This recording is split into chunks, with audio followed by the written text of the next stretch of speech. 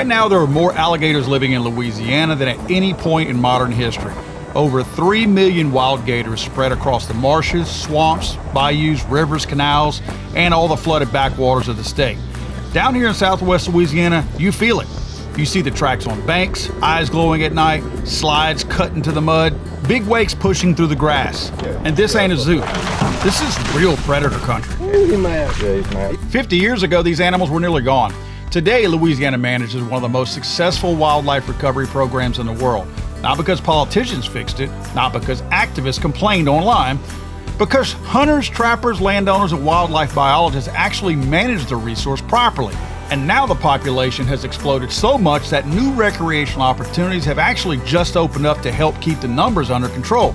Because when gator populations get too high, problems follow. Big dominant males push younger gators out of the marsh and into neighborhoods, canals, boat launches, golf courses, drainage systems, anywhere essentially they can find water and food. Nuisance calls rise, pets disappear, livestock losses increase, and dangerous encounters become much more common. That's the reality of managing apex predators like an alligator. This isn't random killing, it's population control, it's conservation, and it's habitat management. And in Louisiana, nobody understands that balance better than the people who actually live in the marshes. For this hunt, we teamed up with Merino Outfitters and our incredible guides Ryan and Nick, two guys who know these waters like the back of their hand and are awesome guides. When you hunt alligators long enough, you learn fast that you're not just hunting the animal, you're hunting conditions. Water temperature controls everything. Alligators are ectotherms. Their body temperature depends entirely on the environment around them. When that water gets up into the 80s during the summer, their metabolism goes into overdrive. That's when they feed aggressively. That's when they patrol. And that's when your lines start getting hit. But one good cold front can shut the entire marsh down overnight. Once water temperatures start dropping below 70 degrees, their feeding slows dramatically. Hit the mid-50s and they'll retreat into gator holes and barely move at all. That's why timing matters so much during the season. That's also why your guides are so important. Most experienced gator hunters love those humid, overcast mornings for gator hunting. Sticky air, low light, calm water, that's when big gators move. Bright bluebird days after a cold front, different story altogether. A lot of times they'll stay laid up trying to warm themselves instead of feeding at all. Down here in Louisiana, one of the most traditional ways to harvest alligators is the hook and line method. And there's a real art to setting lines correctly. Most serious hunters down here will use old, nasty, rotten chicken. Yeah, it is nasty, it stinks, but it works. Especially in the marshes around Calcasieu and Cameron Parish because it stays on the hook better than softer baits. Now, because turtles, garfish, and many trash fish can strip these hooks clean pretty fast, one of the most important details is bait height.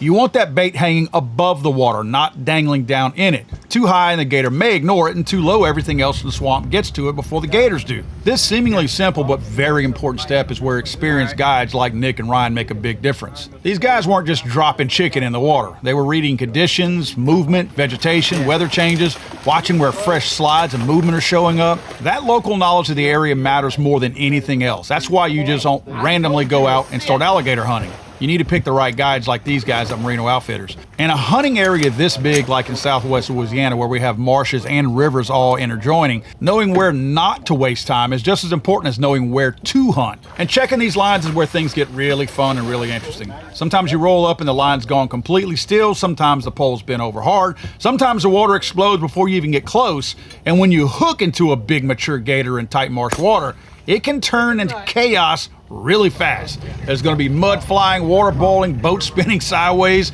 That's when the experience matters, and that's when the fun happens. Remember, Louisiana law requires the alligator to already be secured on the line before it's dispatched. Once you get him boat side, you're aiming for the, quote, kill button, soft spot directly behind the skull plate. So if you look at the top of his head, we call it the crescent. You see it right there? That's where the hard plate of his skull meets his soft skin and his spine.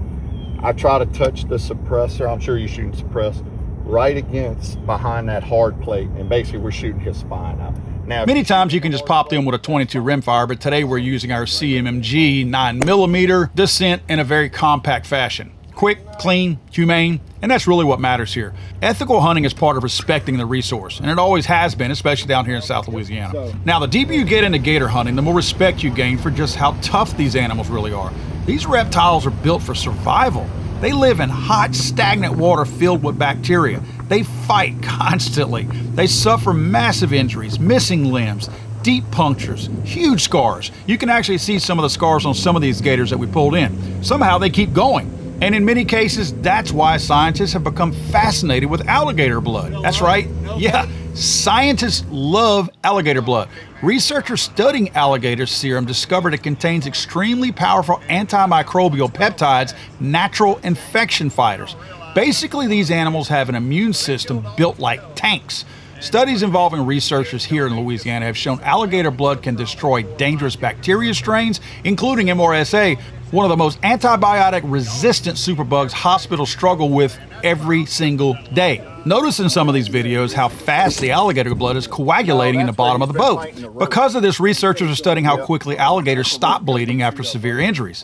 This has a huge impact on battlefield medicine, emergency trauma care, and surgical technology. So when hunters talk about respecting the resource, this is part of the reason why. We're not just managing predators, we're preserving one of the most biologically unique animals in North America. The American alligator survived ice ages, floods, hurricanes, millions of years of evolution.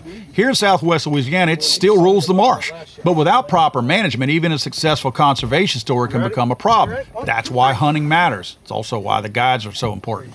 It protects our habitat. It keeps populations balanced. It reduces dangerous human encounters. And it ensures future generations can continue hunting and managing these animals responsibly. Yeah, we don't have emotional slogans down here in Southwest Louisiana. And we don't listen to people that are disconnected from the land.